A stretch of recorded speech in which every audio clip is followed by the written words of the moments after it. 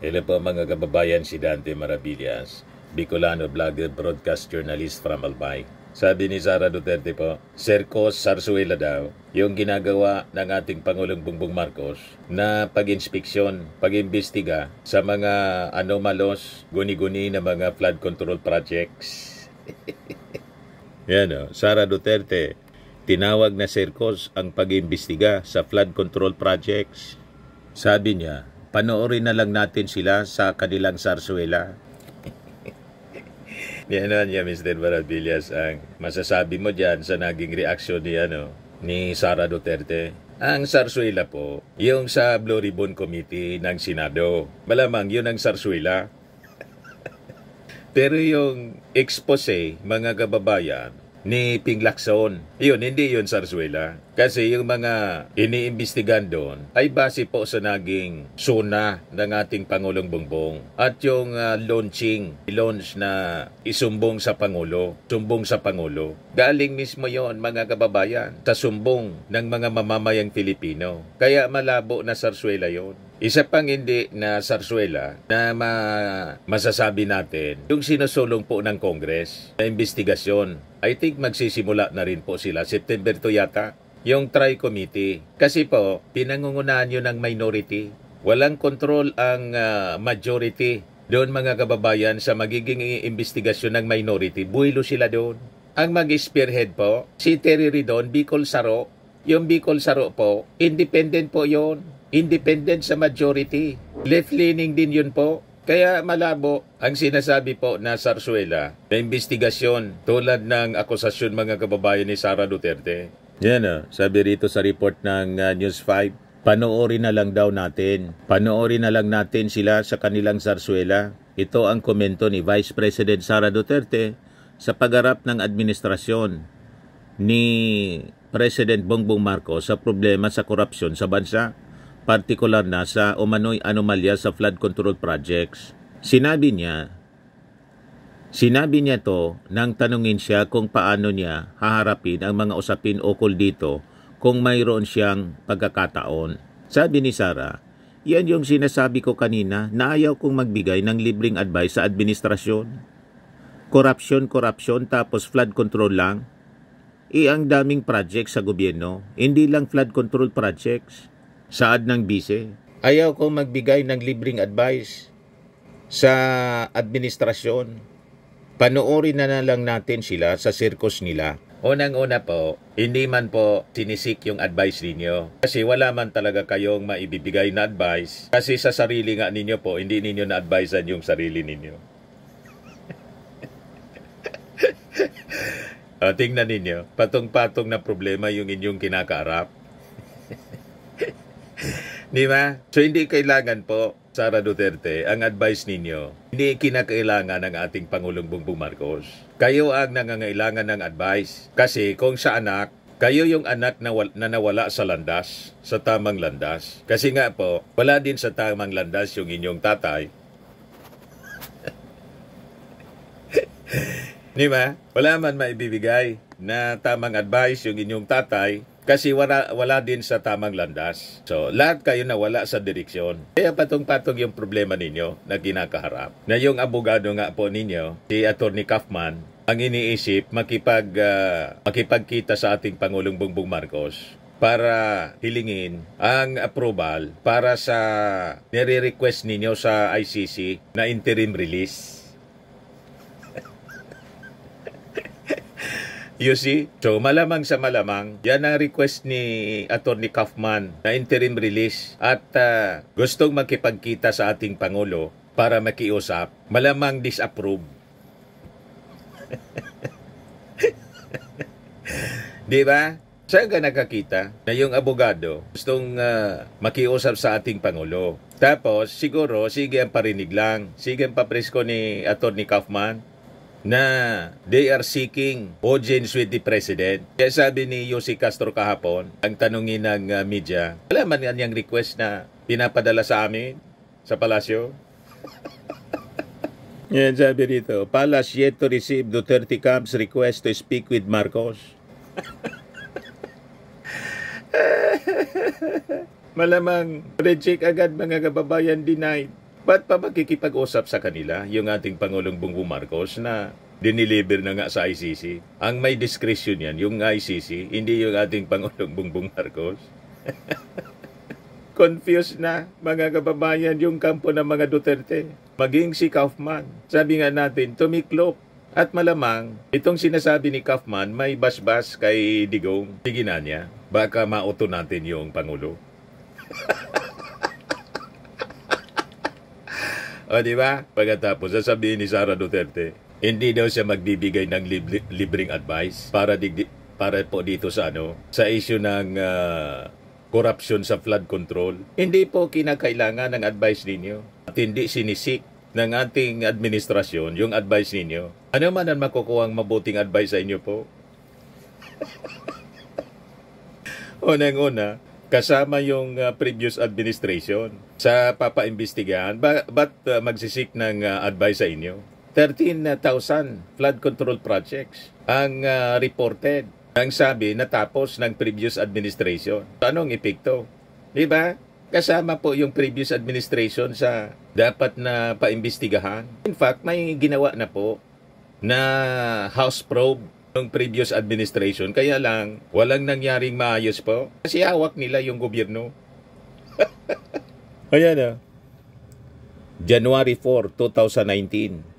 Report ng Philippine Star, sabi dyan, House probe uncovers 332 billion flood control fund scam. Yan na. Sabi dito, clearly a flood control scam, lawmaker said yesterday of the allocation by the Department of Budget and Management under Benjamin Diokno of 332 billion pesos for non-existent flood control projects in a short span of 3 years. Mas matindi po. Ghost project po. 332 billion non-existent flood control projects in 3 years. This was among the initial observation raised by the House Rules Committee based on research made by House Majority Leader Rolando Andaya Jr.'s team. First of all, it is Secretary Diokno, and not President Duterte or DPWH Secretary Mark Villar who is really behind the insertions. For the budget, sabi po niya, he said the 332 billion allocation comprised 213 billion for flood control projects in the national budget fiscal year 2017, 2018 and proposed 119 billion for this year. All of this will come from taxpayers' money, sabi po ni Andaya, adding that Diokno did the insertions without consulting Villar and is in utter disregard of Department of Public Works and Highways Order 23 series of 2015 regarding flood funding request. Records show a high percentage of slippage. Kaya yung inaakusan nila pong insertions, nangyayari na to, matagal na, at nangyari din sa previous administration. Kaya po, ang investigasyon na to na ginagawa ng ating Pangulo as a result of insertions, hindi lang po ito exclusive dito sa present administration. It will be extended to the previous administration. Kasi sa totoo lang po, 6 years yung administrasyon ni Digong nakapagawa ng 13,000 na mga flood control projects. Ang tanong, ano nangyari? Malamang sa malamang, napakarami doon. Mga non-existent flood control or guni-guni. Just like itong na-discover ngayon ng ating Pangulong Bongbong Marcos. Nakita ninyo? Kahit nga yung in-inspection niya doon sa Tuba Benguet, kaninong project yon? Previous administration. Matindi po ang pandadaya na ginagawa. At ngayon, nagre-react yung mga Duterte. Kasi alam nila, marami sa kanilang mga kaibigan ang sabit. Kaya po, itong statement ni Sara na Serco Zarzuela, pang-cover. Para i-discredit po, siraan ang investigasyon po ng ating Pangulong Bongbong Marcos. At makikita ninyo yung biglang pagpatawag ng investigasyon ng Blue Ribbon. Yon ang malamang na Zarzuela para i-cover yung mga anomalya sa infrastructure ng previous administration, lalo na ng kanilang pamilya. Kaya si Basti po nag-react din kasi in-interview, binutata po ni binutata ni PR stand daw, sabi ni Baste. Binutata po ni Congressman Abante ng Maynila. Ito po ipakrinig ko sa inyo. Ipakita ko sa inyo. Pakinggan ninyo itong interview ng actually, ang nag-interview nito yung vlogger nila doon sa sa Dahig, kasi yung panganak ni Digong, lahat ngayon nasa Dahig. Ito, pakinggan ninyo si Baste, mga kababayan. Lang na parambula kasi ginagawa pag yan yung issue na yan wala lang na parambula kasi ginagawa niyang press release yan ngayon PR PR stunt niya na pupunta sa doon ganoon kunwari may nangyari talaga tapos walang makukulong na congressman o kahit sinong politiko walang makukulong sa mga flood projects na yan. Ibig sabihin palabas lang yan lahat. Tanungin niya yung kanyang kapatid na congressman, magkano ba ang pondong nakuha ni Congressman Pulong nung congressman siya, nung panahon ng kanyang father? Magkano po yung nakuha? I-reveal niya kung magkano, kung saan ginamit ang puntong yan, kung paano ginamit yan, kung ilang bilyon ang napunta sa flood control project, at kung bakit malaki pa ang baha at Davao. Kinakailangan tanungin niya yung kanyang kapatid yan, kung talagang PR stunt to, patunayan niya kung talagang PR stunt to, or may katotohanan na sinasabi. Diba durog si Baste kay Congressman Abante? Nasaan na niya yung bilyon-bilyon na pork barrel, pondo na nakuha ni Pulong Duterte? Bakit lagi pang binabaha yung Davao? Ito yung ebidensya. Published August 28, 2025. Kapon, 265 areas in Davao City affected severely by street flooding. Report ng GMA Regional TV. Up to 265 areas in Davao City have been identified by the City Engineering Office mismo, na ang mayor si Baste, acting mayor, as severely affected by street flooding. According to a report by GMA Soperadyo Davao, Janice Luis Esparcia, officer in charge of the City Engineering Office, said during the session of the City Council that 140 of these areas are in the 1st District, 69 are in the 2nd District, and 56 in the 3rd District based on data from City Disaster Risk Reduction and Management Office. Esparcia emphasized the need for long-term solutions to prevent street flooding in the city. These solutions include expanding the city's drainage system, adding more inlet, and building retention and detention ponds to hold floodwater.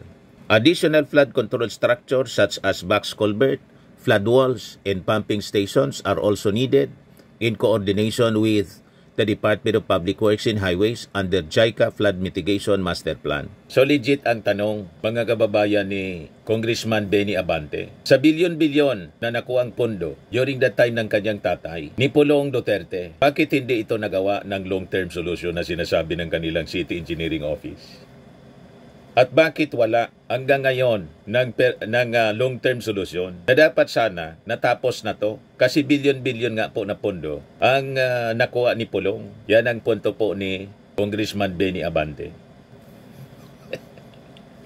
O diba? Kaya ang reading natin, pumuputak sila ngayon para guluhin ang ginagawang investigasyon. I-discredit po. Kaya sinasabi ni Sara Duterte, Zarzuela niya, Circus, para siraan ang investigasyon kasi nakikita nila ang direksyon ng investigasyon papuntang Davao.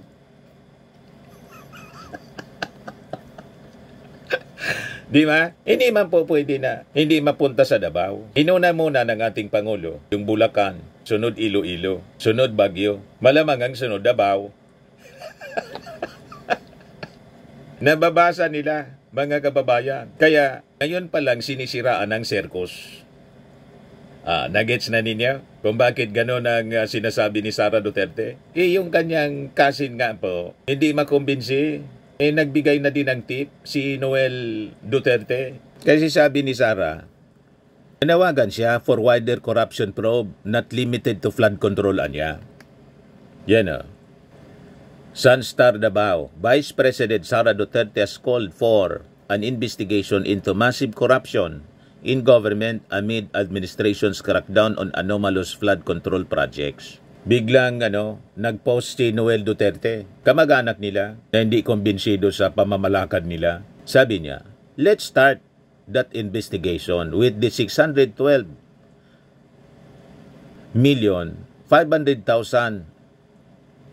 of confidential funds you spend on what exactly? Sinupalpal po. Tama naman po. Nananawagan ka ng wider probe sa korupsyon. Pagkatapos, yung impeachment case, archive. In-archive ng mga kaalyado mo. Ano yon?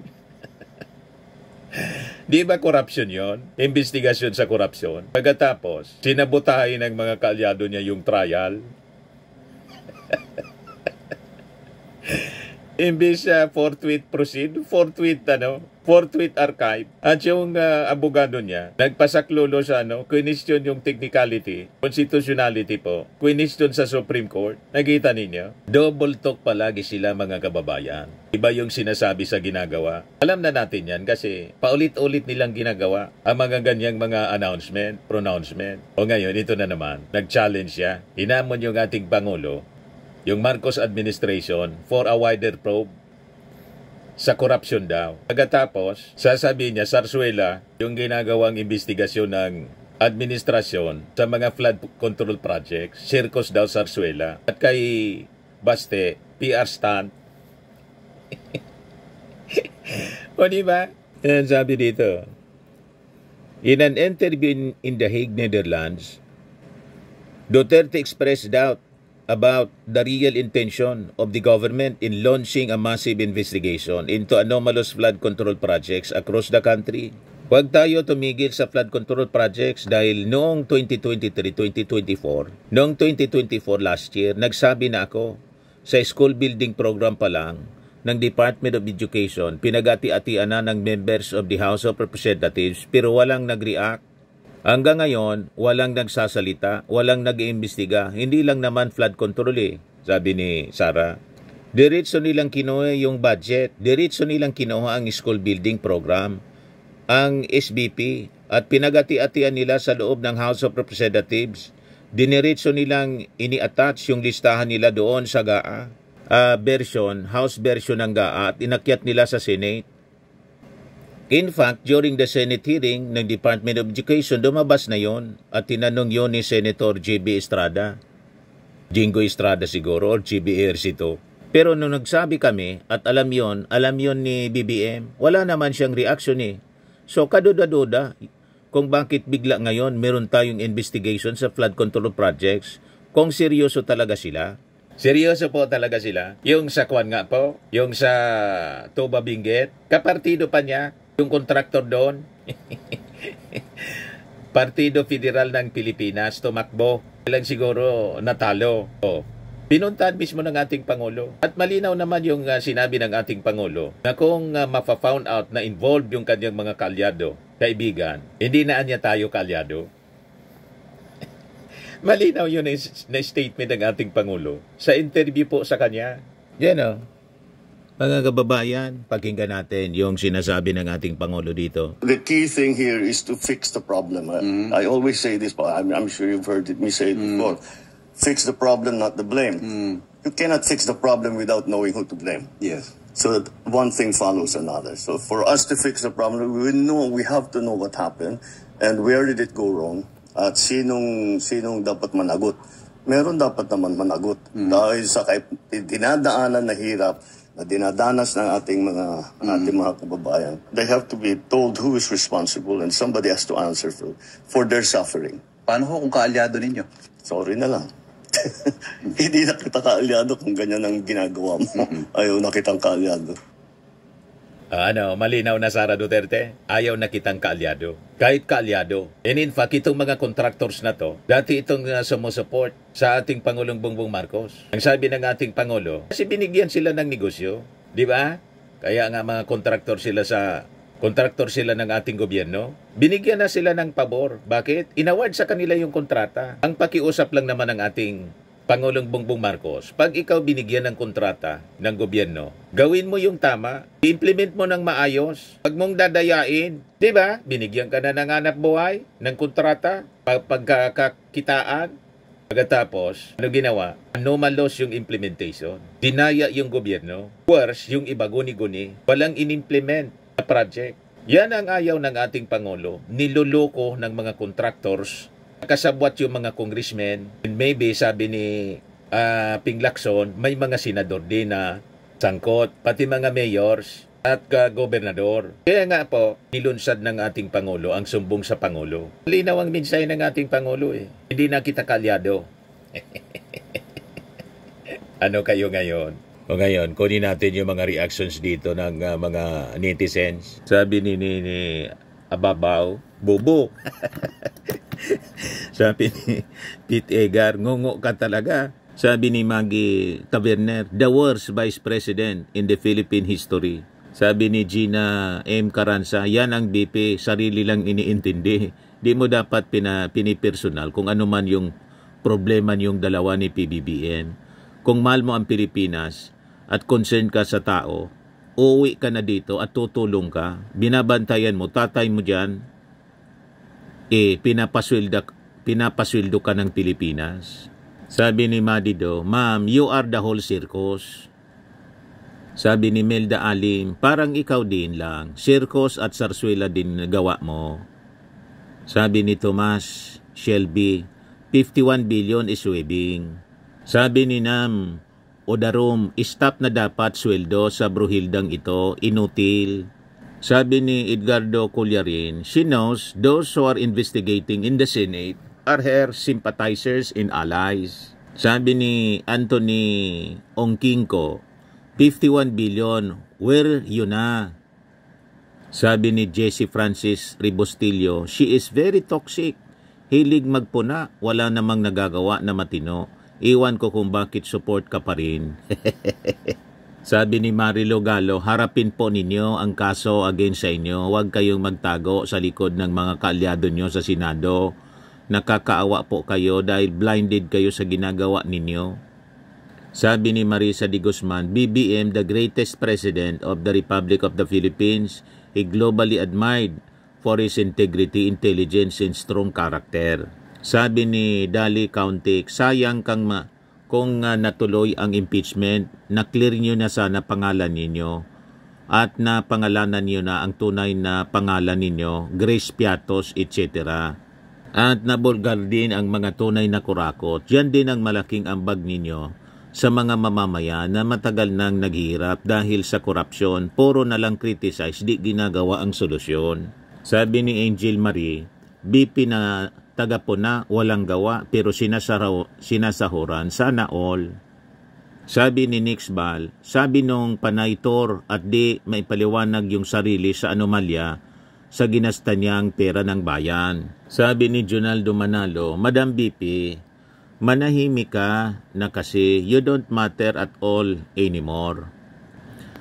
Diyan ka na lang around the world trip mo, alagaan mo tatay mo, gawa ka ng paraan para mailabas siya sa hukuman o sa kulungan diyan sa The Hague. I-jailbreak niya daw. I-jailbreak? Sabi niya po, kaya siguro nandun sila lahat. Pinaplano na kung paano i-jailbreak yung tatay nila. You see? At malamang yung video niya, napanood na ng mga ICC judges, lalong inigpitan yung security ng kanyang tatay. Tabaka i-jailbreak po. Nanawagan na si Baste na pumunta doon yung mga supporters nila para mag-rally. Baka ipi-people power, mga kababayan, ng mga DDS yung ICC, lolosobin siguro para i-jailbreak si Digong. You see? Sabi ni Grace Domingo, itong babaeng to, sa kapal ng mukha, sa dami ng pagnanakaw na nagawa niya, may mukha pa rin siyang magsasalita. Sabi ni Jocelyn Cosoda, abangan ko ma-expose ang mga racket mo. Walang pumabor dito kay Sara Duterte. Sabi ni Rema Ladaran, kasama sa Sarsuela at Circos, mga project, last administration. Kaya po, better no advice at mas lalong di kailangan ng words coming from you po. Dahil isa sa mga viral na nagbabaha ang Davao, ilang congressman ang kapamilya mo. Patawa ka din, isa at never ka na nakakatuwa. Sabi ni Dinwaldo Mabonga Misano, mas malala pa ito sa baha ang bunganga. Sabi ni Ryan Ignacio, tanungin mo yung kapatid mong congressman, saan na yung 51 billion niya na flood control sa Davao? Sabi ni Michael D. Ocampo, parihab ka inday. Sabi ni Renato Cortez, sa DepEd, circus din ba? Sabi ni Rose Bihirano, the first ever vice na wala nang ginawa kundi puro pangungutya, ang kapal ng bangs. Sabi ni JC Valdez, unahin mo kapatid mo, 51 billion budget sa Davao, highest congressman sa kasaysayang binigyan ng ama ng presidente. Dapat isinasama ni Marcolita yan sa Blue Ribbon kung talaga. Huwag magmagaling. Tax namin yan, kaya may pakialam kami mag-comment. Sabi ni Miguel Angelo, say that to Mary Grace Piatos. Sabi ni Marie, kahit ano pang sabihin mo, yung confidential funds, ibalik mo. Sabi ni Byron Milstead, funny, many of the ghost projects were ongoing during her father's administration.